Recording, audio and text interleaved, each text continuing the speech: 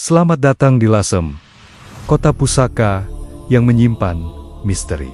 Di balik hiruk-pikuk jalur Pantura, tersembunyi sebuah tempat yang logika modern bertekuk lutut. Ini bukan kisah fiksi, melainkan warisan spiritual yang dijaga oleh tanah. Inilah makam Pangeran Tejokusumo yang pertama, atau yang akrab disapa Mbah Srimpet. Sosok Adipati Lasem yang karomahnya melampaui zaman. Di tempat ini, ada dua larangan tak tertulis yang dijaga oleh kekuatan spiritual.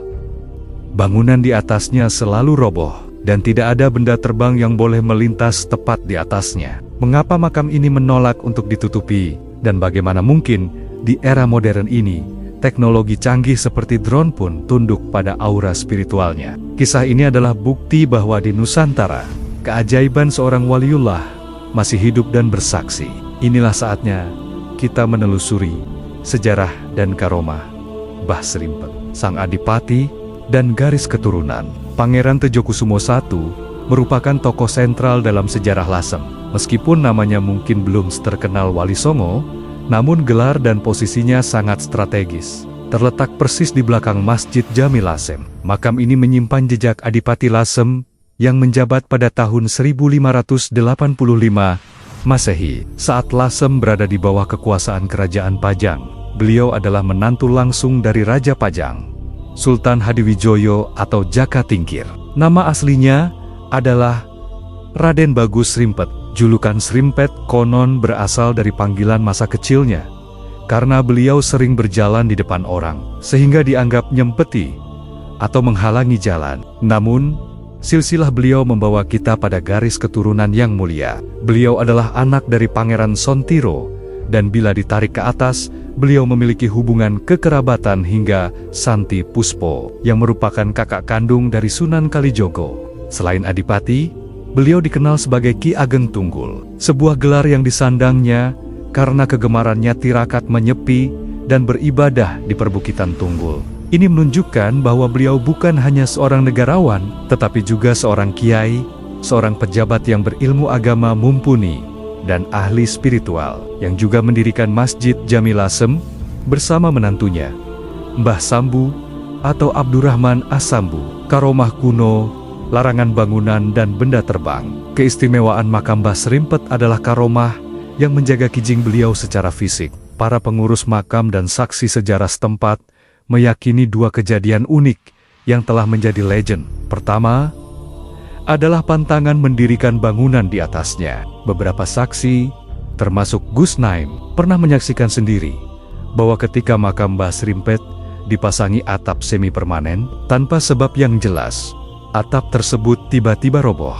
Peristiwa ini bukanlah yang pertama, dan karena khawatir akan terjadi sesuatu yang buruk, makam Mbah Srimpet hingga hari ini dibiarkan terbuka tanpa atap penutup. Bahkan, bangunan pendopo Tejokusuman yang tinggi di samping makam pun dibangun dengan perhitungan agar atapnya sama sekali tidak menaungi makam beliau. Kedua, adalah kisah legenda mengenai benda terbang. Riwayatnya mengatakan bahwa jika ada burung yang melintas tepat di atas makam beliau, burung itu akan langsung terjatuh. Kisah ini kerap dianggap mitos yang hanya hidup di ingatan orang tua. Namun, di era digital ini, legenda itu mendapat pembuktian yang tak terduga.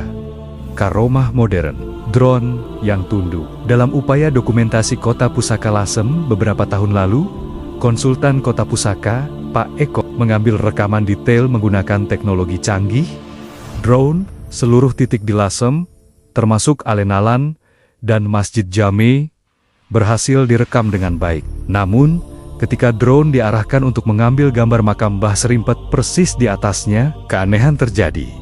Sebuah peristiwa yang membuktikan bahwa karomah ini nyata. Menurut kesaksian yang disampaikan oleh Bang Dula, Ketua Padepokan Sambungan Lasem, drone tersebut mulai bergetar dan kedap-kedip. Drone itu seolah ingin lari atau menjauh, namun tidak mampu mengambil gambar. Ketika hasil rekaman dicek, foto yang diambil persis di atas makam tidak ada gambarnya.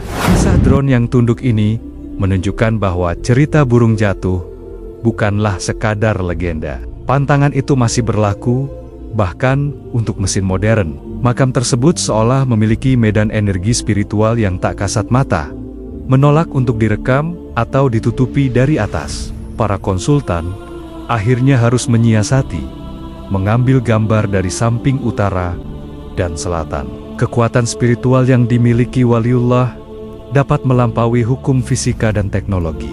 Karomah pengobatan, air kijing penyembuh. Selain karomah yang unik dan fisik, Mbah Serimpet juga terkenal sebagai seorang tabib atau ahli pengobatan. Kemampuan spiritual yang beliau peroleh dari kebiasaan tirakatnya. Keahlian ini diwariskan dalam bentuk karomah makam, yang berfokus pada air yang berada di dalam kijing makam beliau. Air ini diyakini memiliki daya penyembuh. Kisah yang paling terkenal adalah mengenai seorang santri yang kini menjadi tokoh agama penting di Palembang, yang mendadak buta setelah mondok di Lasem. Atas saran dari Kiai Ahmad Syakir, santri tersebut diminta mengambil air dari kijing Mbah Serimpet dan mengusapkannya ke mata. Masya Allah, atas izin Allah Subhanahu wa Ta'ala, seketika santri yang buta itu bisa melihat kembali. Mbah Serimpet adalah sosok yang utuh, seorang adipati, seorang negarawan, sekaligus seorang kiai yang mendalami agama dan spiritualitas. Hal inilah yang menjadikan beliau dikenang sebagai pejabat yang kiai, yang memiliki kedekatan spiritual yang luar biasa. Pangeran Tejokusumo I atau Mbah Serimpet lahir pada 1555 Masehi dan wafat pada 1632 Masehi. Makam beliau bukan hanya penanda sejarah, tetapi juga mercusuar keimanan. Kisah drone yang tunduk adalah penegasan di era modern bahwa karomah waliullah bukanlah dongeng usang, melainkan fakta yang terus disaksikan. Makam yang menolak atap dan menolak direkam dari atas, mengajarkan kita tentang kedekatan spiritual yang melampaui segala teknologi dan logika. Semoga kisah ini menambah keimanan kita dan mengingatkan bahwa sejarah Nusantara kaya akan warisan para kekasih Allah yang karomahnya abadi, melintasi waktu.